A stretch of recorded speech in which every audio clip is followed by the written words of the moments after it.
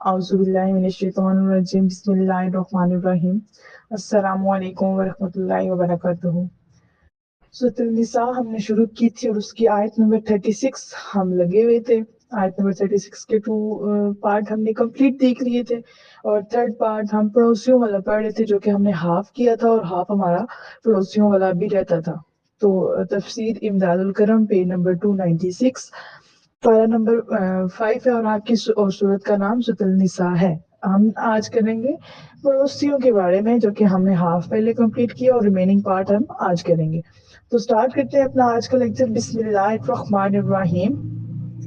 آگے ہم نے پڑھنا ہے طائف کا تبادلہ۔ پہلا دیکھتے ہیں کہ حضرت ابو ذر رضی اللہ تعالیٰ عنہ بیان کرتے ہیں کہ نبی کریم صلی اللہ تعالیٰ علیہ وآلہ وسلم نے مجھے نصیحت فرمائی، جب تم سوپ بناؤ تو اپنے پڑوسیوں کے خیال سے اس میں پانی زیادہ ڈال دو اور احسن اخلاق کا مظاہرہ کرتے ہوئے اس سوپ میں سے کچھ اپنا پڑوسیوں کو بھی دے دو۔ مطلب ابھی آج کے زمانے میں تو ہمارے کھانے پینے کی چیزیں اتنی ہیں نا جس کا کوئی حساب ہی نہیں ہے۔ اللہ تعالیٰ نے ہمیں اتنا کچھ عطا کیا ہوا ہے، اور یہ تب کی بات کی جا رہی ہے جب مطلب ابھی بھی شاید مطلب کچھ لوگ ہیں جو ابھی بھی سفر کر رہے ہیں، کچھ لوگ ایسے بھی ہیں جو 3 ٹائم کا کھانا بھی نہیں کھا سکتے، کچھ لوگ، اور وہ کچھ لوگ میری آنکھوں کے سامنے بھی ہیں۔ میں اپنی طرف سے تو خیر کوشش کرتی ہوں کہ جتنا مجھ سے ہو سکے میں ان کی ہیلپ آؤٹ کروں، لیکن پھر بھی ہر انسان کمپلیٹلی کسی کو نہیں سپورٹ کر سکتا۔ تو ہمارے معاشرے میں بھی ایسے بہت سے لوگ ہیں جو 3 ٹائم کا کھانا بھی نہیں کھا سکتے، لیکن میں اگر اپنی بات کروں یا ہم اگر اپنے گھروں کی بات کریں، جہاں تک میں آپ سب کو بھی جانتی ہوں، تو مطلب گھر میں ایٹ لیسٹ اور کچھ ہو نہ ہو لیکن کھانا 3 ٹائم کا کھانا اور پیٹ بھر کے کھانا یہ الحمدللہ سب ہی کھاتے ہیں۔ تو یہ تو تب بتایا جا رہا ہے کہ اگر آپ سوپ وغیرہ بنا رہے ہیں تو تھوڑا ہے آپ کا سوپ، اتنا نہیں ہے کہ آپ پڑوسیوں کو دیں، تو آپ اس میں پانی زیادہ ڈال دیں کہ آپ اپنے پڑوسیوں کو بھی اس میں سے دے دیں۔ نمبر 2 حدیث دیکھتے ہیں کہ حضرت عبداللہ بن عمر رضی اللہ تعالیٰ عنہ کے گھر میں ایک بکری ذبح کی گئی تو انہوں نے 2 بار گھر والوں سے پوچھا کہ تم نے ہمارے پڑوسی کو جو کہ یہودی ہے اس کے لیے گوشت کا تحفہ بھیجا ہے یا نہیں، کیونکہ میں نے نبی کریم صلی اللہ تعالیٰ علیہ وآلہ وسلم کو یہ کہتے ہوئے سنا ہے کہ جبریل امین مجھ کو ہمیشہ پڑوسی کے بارے میں وصیت کرتے رہے، حتیٰ کہ میں نے یہ گمان کیا کہ وہ پڑوسی کو میرا وارث کر دیں گے۔ پڑوسیوں کے ساتھ اچھے مراسم، اچھے تعلقات رکھنے کا ایک طریقہ طائف کا تبادلہ ہے۔ طائف کیا ہوتا ہے؟ تحفے، گفٹس، ٹھیک ہے، یعنی گفٹس آپ ایک دوسرے کو دیا کریں۔ مگر تبادلہ طائف کے وقت فریقین کو ایک دوسرے کے مذہبی جذبات کا احترام کرنا چاہیے اور کسی ایسی چیز کا تبادلہ نہ کیا جائے جو دوسرے مذہب میں ناپسندیدہ ہو۔ اب پڑوسیوں کو اتنی بات بتائی جا رہی ہے کہ اگر آپ کے جو پڑوسی ہیں وہ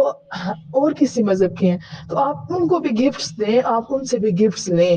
آپس میں گفٹس ایکسچینج کیا کریں، آپس میں چیزیں ایکسچینج کیا کریں۔ ہم تو موسٹلی جو ہے جو پاکستان کے بچے ہم تو سارے ہی مطلب مسلم ہی سوسائٹی میں رہ رہے ہیں، تو آپس میں ہمارے مسلم ہی ہوتے ہیں، تو ایسے کوئی ایسی ہمارے میں بات نہیں پائی جاتی کہ جس سے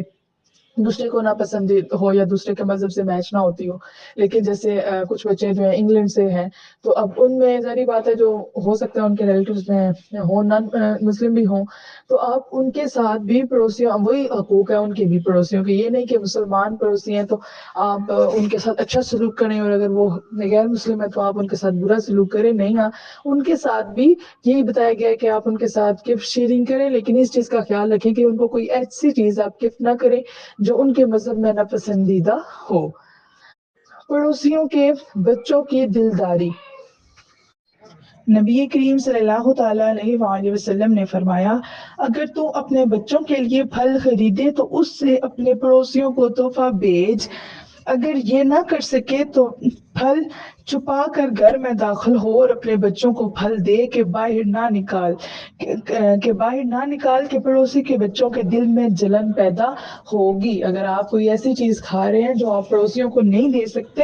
تو وہاں پر ہمیں کیا سکھایا جا رہا ہے؟ پیرنٹس کو اسپیشلی کیا سکھایا جا رہا ہے کہ آپ جب بچوں کو چیز دیں تو ان کو بھی سمجھائیں کہ آپ نے یہ چیز لے کر باہر نہیں جانی، تاکہ جو پڑوسی کے بچے ہیں جب وہ اس چیز کو دیکھیں تو ان کے دل میں کسی قسم کی جلن نہ پیدا ہو۔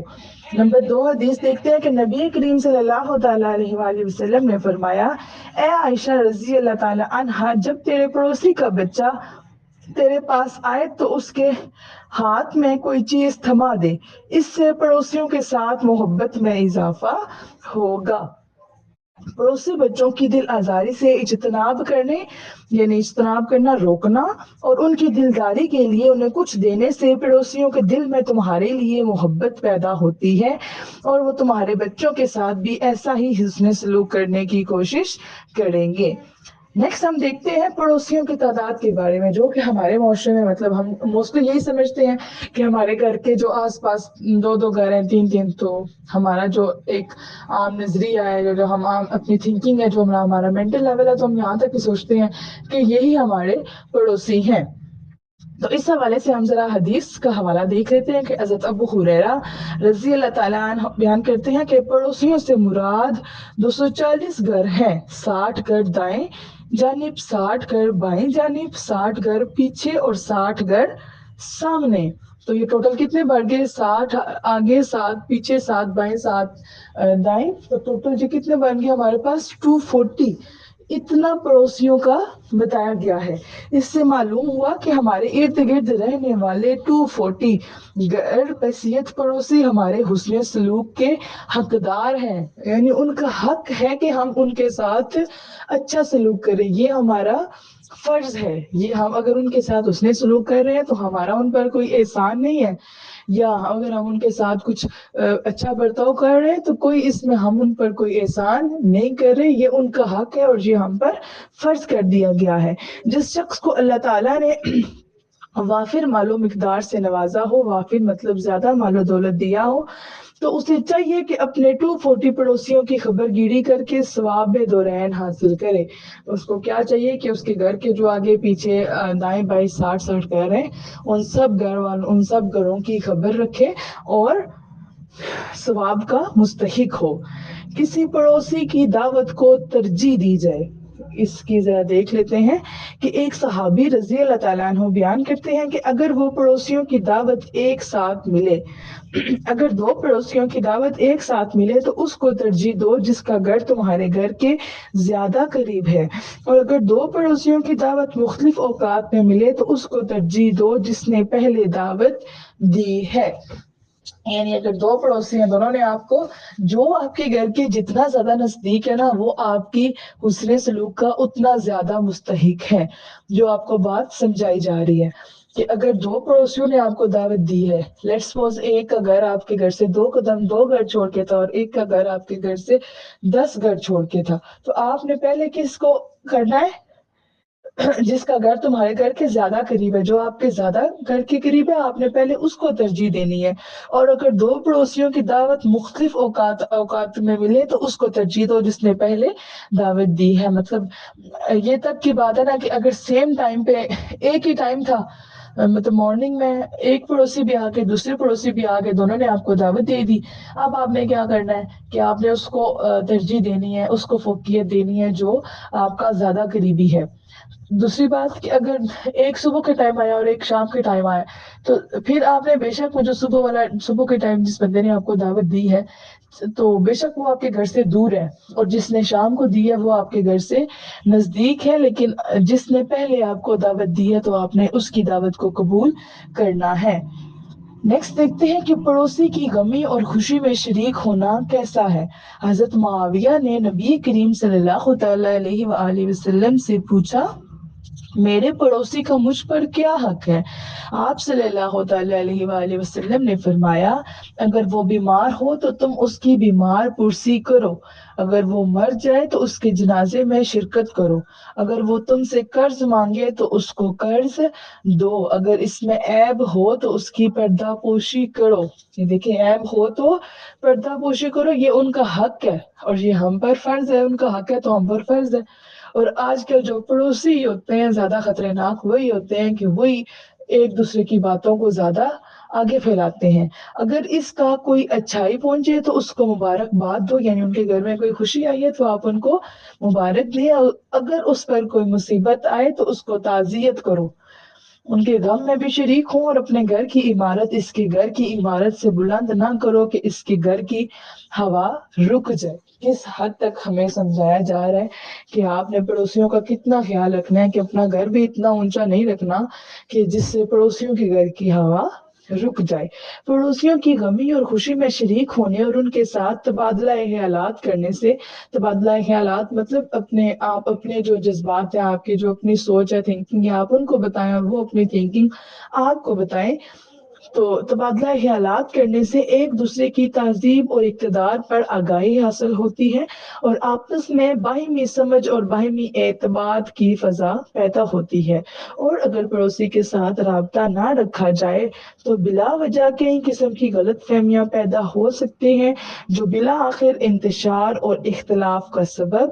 بن جاتی ہیں۔ آگے ہم دیکھتے ہیں کہ پڑوسی کی گواہی کے بارے میں کیا فرمایا گیا ہے۔ حضرت ابو ہریرہ رضی اللہ تعالیٰ عنہ سے مروی ہے کہ ایک آدمی رسول اللہ صلی اللہ تعالیٰ علیہ وآلہ وسلم کے پاس حاضر ہوا اور اس نے عرض کیا، مجھے کوئی ایسا عمل بتائیں جس سے میں کروں تو جنت میں داخل ہو جاؤں۔ رسول اللہ صلی اللہ تعالیٰ علیہ وآلہ وسلم نے فرمایا، احسان کرنے والے بن جاؤ۔ اس نے عرض کیا، مجھے کیسے علم ہو کہ میں محسن بن گیا ہوں؟ محسن مطلب احسان کرنے والا بن گیا ہوں۔ تو آپ نے فرمایا، اپنے پڑوسیوں سے پوچھ، اگر وہ کہیں کہ تم محسن ہے تو پھر تو محسن ہے، اور اگر وہ کہیں کہ تو برا ہے تو پھر تو برا ہے۔ یعنی اگر کسی کے کردار کے بارے میں تحقیق کرنا ہو، یعنی کسی کے کردار کے بارے میں آپ نے جان بین کرنی ہو،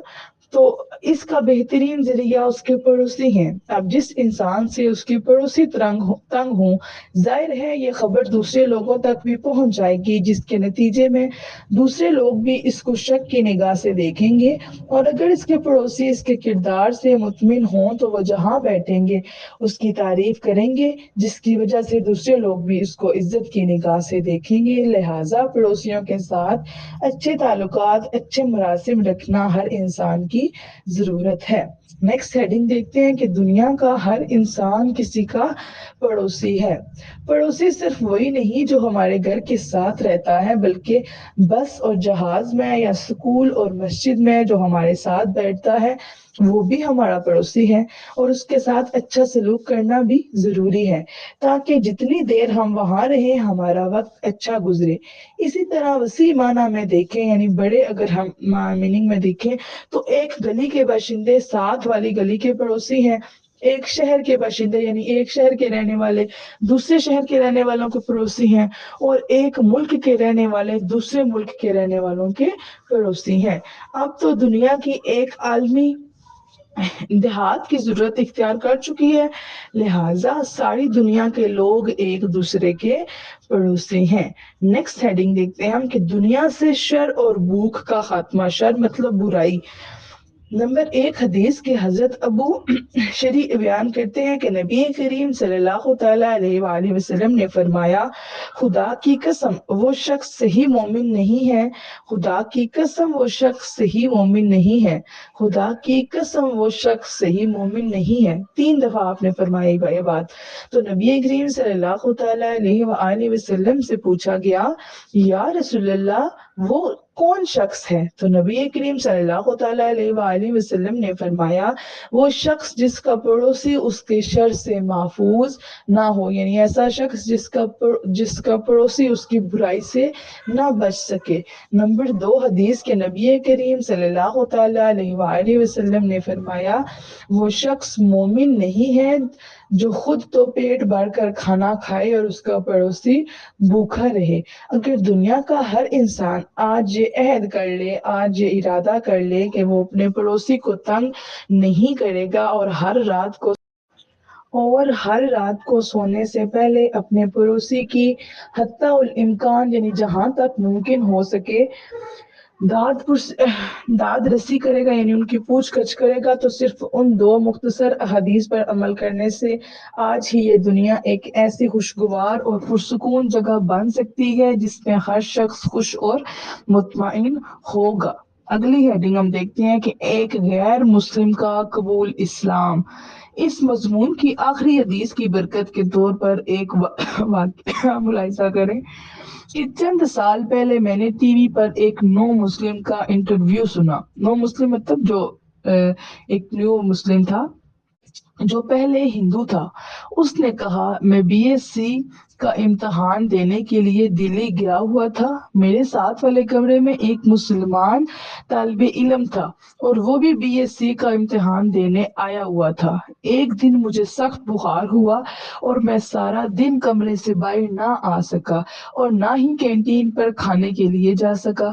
رات کو میرے دروازے پر دستک ہوئی۔ میں نے بڑی مشکل سے دروازہ کھولا تو دیکھا کہ میرے ساتھ والے کمرے کا مسلمان سامنے کھڑا ہے اور مجھے کہتا ہے کہ اس نے آج مجھے باہر نہیں دیکھا اور نہ ہی کینٹین میں دیکھا ہے، اس لیے وہ میری خبر گیری کے لیے آیا ہے، یعنی میرا پوچھنے کے لیے آیا ہے تاکہ وہ میری مدد کر سکے۔ میں نے اسے کہا آپ نے بہت اچھا کیا، مجھے سخت بخار ہے، مجھے بازار سے کوئی دوا اور تھوڑا سا کھانا لا دو۔ رات کے وہ بازار گیا اور کہیں دور سے میرے لیے دوائی اور کھانا لایا۔ میں نے اس کا شکریہ ادا کیا اور وہ اپنے کمرے میں چلا گیا۔ مجھے دوائی اور کھانے سے افاقہ ہوا، یعنی میری صحت جو ہے وہ کھانے اور دوائی سے بہتر ہوئی اور دوسرے دن امتحان دینے کے قابل ہو گیا۔ مگر وہ مسلمان میرے دل میں گھر کر گیا۔ اگر وہ میری مدد کو نہ آتا تو میں امتحان دینے کے قابل نہ ہوتا۔ جب امتحان ختم ہو گیا تو میں اس مسلمان کے کمرے میں گیا اور کہا آپ جانتے ہیں کہ میں ہندو ہوں، میری آپ کے ساتھ کوئی دوستی بھی نہیں ہے، تو پھر آپ نے میری اس قدر خبر گیری کیوں کی؟ یعنی آپ نے پھر اتنا مجھے کیوں پوچھا، کیوں آپ نے میرا اتنا خیال رکھا؟ اس مسلمان نے کہا دراصل میرے مذہب کی تعلیم یہ ہے کہ اگر کوئی مسلمان پیٹ بھر کر سونے جا رہا ہے اور اس کا پڑوسی بھوکا ہے تو وہ اچھا مسلمان نہیں ہے، لہٰذا میں نے اپنے مذہب کی تعلیم پر عمل کرنے کے لیے تیری مدد کی تھی۔ یہ سن کر وہ ہندو کہنے لگا جو مذہب غیر مسلموں کے ساتھ بھی ہمدردی کی تعلیم دیتا ہے میں وہی مذہب قبول کرتا ہوں، اور وہ مسلمان ہو گیا۔ کتنی آپ کو ایک جو بندہ اب ہو نا سبق حاصل کرنے والا، جو بندہ سوچنے والا ہو، سمجھنے والا ہو، تو وہ اس ایک واقعے سے، ایک حدیث سے بھی اپنی زندگی کو بدل سکتا ہے۔ تو آپ یہ نہ خیال کریں کہ آپ کو کوئی زیادہ ہی جب ایسا موقع ملے گا تو آپ تب بھی نیکی کرنا سٹارٹ کریں گے۔ کچھ نہ کچھ تو اپنے اندر چینجنگ لائے نا۔ اگر آپ اپنے گھر کے 40 گھروں کی خبر نہیں رکھ سکتے تو ایٹ لیسٹ ایک گھر کی تو خبر رکھنا شروع کریں کہ آپ نے جو پڑھا ہے آپ اس پر عمل تو کرنا شروع کریں۔ بیٹے پڑھنے کا صرف کوئی مقصد نہیں ہے اگر آپ عمل نہیں کرتے۔ میں ہر لیکچر میں اس بات پر زور دیتی ہوں کہ جب تک عمل نہیں ہے تب تک کوئی فائدہ نہیں ہے، تب تک تعلیم لینے کا کوئی فائدہ نہیں ہے جب تک آپ عمل نہیں کرتے۔ تو جو کچھ بھی پڑھتے ہیں اس پر 100% نہیں تو 30%، 40%، 50%، 70%، 80% جتنا آپ عمل کر سکتے ہیں عمل کرنے کی کوشش ضرور کریں، اور کم ہی نہیں بلکہ اپنی طرف سے کوشش کریں کہ جتنا زیادہ ہو سکتا ہے آپ اتنا زیادہ پارٹیسپیٹ کریں، اتنا زیادہ عمل کریں۔ جتنا آپ عمل زیادہ کریں گے آپ کو ثواب بھی اتنا زیادہ ہی ہوگا۔ تو باقی اللہ تعالیٰ سے شکر ادا کرتے ہیں ہم کہ اللہ تعالیٰ نے ہمیں اتنی توفیق عطا فرمائی ہے کہ اللہ تعالیٰ ہمیں یہ کلام سمجھنے کی توفیق عطا فرما رہا ہے۔ اگر ہم اپنے گناہوں کی طرف دیکھیں اور اپنے حالات کی طرف دیکھیں تو ہم خود کو اس قابل نہیں سمجھتے۔ میں خود اگر اپنا بتاؤں تو میں خود کو کچھ بھی نہیں سمجھتی۔ یقین کریں کہ مطلب ہوتا ہے نا کہ ایک انسان کو لگتا ہے کہ جیسے مطلب مجھے ایسے لگتا ہے کہ جیسے میں اس قابل اللہ تعالیٰ نے کہ ہم اتنے گناہ کرتے ہیں نا کہ کبھی کبھی ہم 5 وقت کی نماز نہیں پڑھتے، کبھی کبھی ہم دنیا کی خاطر اللہ تعالیٰ کو پیچھے، مطلب اللہ تعالیٰ کے جو احکام ہوتے ہیں وہ پیچھے کر دیتے ہیں اور دنیا والوں کی محبت کو ہم آگے کر دیتے ہیں۔ اس کے علاوہ ہم کتنے گناہ ہوتا ہے، ہمیں پتہ ہوتا ہے یہ گناہ ہے لیکن ہمیں سمجھ نہیں ہوتی اور ہم وہ گناہ کر جاتے ہیں۔ اور اگر ہم اپنی زندگیوں پہ غور کریں تو آپ دیکھیں ایک دن میں ہم کتنے گناہ کرتے ہیں۔ تو پھر بھی اللہ تعالیٰ نے ہمیں اتنی توفیق عطا فرمائی ہے کہ اللہ تعالیٰ نے ہمیں یہ کلام سمجھنے کی توفیق عطا فرمائی ہے، اور مجھے توفیق عطا فرمائی ہے کہ میں آپ کو یہ کلام سمجھاؤں۔ میرے لیے یہ اپنی زندگی کی سب سے بڑی خوش قسمتی ہے، اور میں اس کو نا اپنی سب سے بڑی کامیابی سمجھتی ہوں کہ اللہ تعالیٰ نے مجھے یہ کلام سمجھانے کی توفیق عطا فرمائی ہے۔ تو کبھی کبھی تو میں سوچتی ہوں تو مجھے رونا آ جاتا ہے کہ ہم اس قابل نہیں ہیں، پھر بھی اللہ تعالیٰ ہمیں کتنا نوازتا ہے نا، کہ اگر ہم اپنے گناہوں کی طرف دیکھیں کہ کتنے گناہ ہیں۔ جھوٹ نہیں بولنا قرآن پاک میں واضح الفاظ میں کہا گیا ہے، تو ہم ایسے ہی مذاق میں کتنے بول جاتے ہیں۔ اس کے علاوہ اگر ہم دیکھیں کہ جب سے ہم بالغ ہوئے ہیں تو کتنی ہماری نمازیں رہ گئیں، ہم جب اسکول میں پڑھتے تھے، کالج میں پڑھتے تھے، تو کیسے مطلب ہم کیسے ہماری وہ لائف، الحمدللہ میری لائف اچھی گزری ہے۔ اس طرح سے مطلب کبھی کسی ٹیچر کے ساتھ اسکول میں یا کبھی اس طرح سے نہ ہی کمپلین آئی ہے اور نہ ہی کوئی اس طرح سے بات ہوئی ہے، لیکن پھر بھی جب ہم پڑھتے ہیں نا تو ہمیں پتہ لگتا ہے کہ ہم کتنے گناہ کرتے ہیں، کہ ہم جب گھر سے قدم باہر رکھتے ہیں تو ہمارا ہی نظر کہاں کہاں چلی جاتی ہے۔ ہم نماز نہیں، مطلب سم ٹائم شادی پہ گئے ہیں نماز رہ گئی، ایسی تو بہت سی چیزیں پہلے بہت زیادہ ہوتی تھی۔ ہے اب آہستہ آہستہ نا وہ کافی، جب سے میں تفسیر پڑھانا آپ لوگوں کو شروع ہوئی ہوں تو اللہ کا شکر ہے کہ تب سے نا میری اپنی زندگی میں کافی چینج آیا ہے۔ تو امید کرتی ہوں کہ میں چاہتی ہوں کہ میری زندگی میں چینج آیا آپ کو پڑھانے سے، تو آپ کی زندگی میں بھی چینج آنا چاہیے پڑھنے سے۔ پھر میری سوچ یہ پڑھانے سے تبدیل ہو رہی ہے، تاکہ میں نے پہلے خود بھی پڑھا لیکن تب میں نے اتنا نہیں سیکھا۔ کہتے ہیں کہ جب آپ کسی کو پڑھاتے ہیں تو پھر آپ زیادہ سیکھتے ہیں، اور میں اسی لیے آپ سب کو کہتی ہوں کہ جو آپ لوگ لیکچر سنتے ہیں کوئی نہ کوئی اپنا اسٹوڈنٹ آ کے رکھیں، چاہے وہ آپ کی ماما ہی کیوں نہ ہو، آپ کے بابا ہی کیوں نہ ہو، ان کو تو اس چیز کا نہیں نا علم، اگر انہوں نے یہ چیز نہیں پڑھی ہوئی تو آپ ان کو ڈیلی کا لیکچر، میں اگر آپ کو 15-20 منٹ کا لیکچر دیتی ہوں تو آپ ان کو 2-3 منٹ کا دے دیں، 4-5 منٹ کا دے دیں، لیکن اپنے آگے کوئی نہ کوئی ایک اسٹوڈنٹ رکھیں جس کو آپ پڑھائیں، جس کو آپ بتائیں۔ جب آپ کسی کو بتاتے ہیں تو آپ کے اپنے نالج میں اور اضافہ ہوتا ہے، اگلا بندہ بھی اپنے ایکسپیرینس آپ کے ساتھ شیئر کرتا ہے۔ اور دوسری بات کہ جب آپ کسی کو کہتے ہیں کہ آپ نے یہ کام کرنا ہے تو پھر آپ خود بھی وہ کام کرتے ہیں کہ میں نے اس بندے کو یہ کہا تھا کہ اس نے یہ کام کرنا ہے، اور اگر میں خود اس پر عمل نہیں کروں گی تو پھر دوسرے کو کہنے سے کیا فائدہ۔ تو بیٹا اللہ کا شکر ادا کیا کریں، ہم جتنا بھی شکر ادا کریں نا کم ہے، کہ اللہ تعالیٰ نے ہمیں اتنا نوازا ہے ہم شکر نہیں ادا کر سکتے۔ اور سب سے بڑی جو میں کہتے ہیں اللہ نے ہمیں دولت عطا فرمائی ہے نا، یہ علم ہے، اور یہ علم سیکھنا سکھانا آپ لوگ جو پڑھ رہے ہیں یہ بھی بہت بہت خوش قسمتی کی بات ہے بیٹے۔ اپنی فیملیز ممبرز میں دیکھ لیں، اپنے گھر میں دیکھ لیں، بہت کم لوگوں کی، میں نے جہاں تک میں جتنے بچے میرے پاس پڑھ رہے ہیں تو ان میں سے ہارڈلی 2 بچوں کے آئی تھنک سو گھر میں کئی پڑھی ہوئی ہیں مدر، مطلب پڑھے ہوئے بہت ہیں لیکن وہ ساری دنیاوی ایجوکیشن۔ قرآن پاک کی اگر بات کی جائے تو وہ ہارڈلی 1 اور 2 جو ہے نا، وہ گھر والے جو ہیں وہ جو تفسیر سے قرآن پاک جنہوں نے پڑھا ہوا ہے، جن کو اس کی حقیقت سمجھ ہے۔ تو اللہ کا شکر ادا کیا کریں کہ اللہ تعالیٰ نے آپ کو اتنی دنیا میں سے چنا ہے اس کلام کو سمجھنے کے لیے، جس کی حفاظت کا ذمہ اللہ تعالیٰ نے خود لیا ہے۔ شکر ادا کیا کریں، اور اس شکر کے شکرانے کے طور پر آپ اس پر عمل کیا کریں کہ ہم جو پڑھ رہے ہیں اللہ نے ہم پر اتنا کرم کیا ہے تو ہم کم از کم اور کچھ نہیں کر سکتے، اس پر عمل تو کرنے کی کوشش کریں نا، زیادہ نیکی نہیں کر سکتے تھوڑی تو کرنے کی کوشش کریں، ٹھیک ہے۔ تو اللہ تعالیٰ سے دعا ہے کہ اللہ تعالیٰ ہمیں علم یہ پڑھنے سمجھنے اس پر عمل کرنے اور اسے دوسروں تک پہنچانے کی توفیق عطا فرمائے۔ وما علینا الا البلاغ المبین۔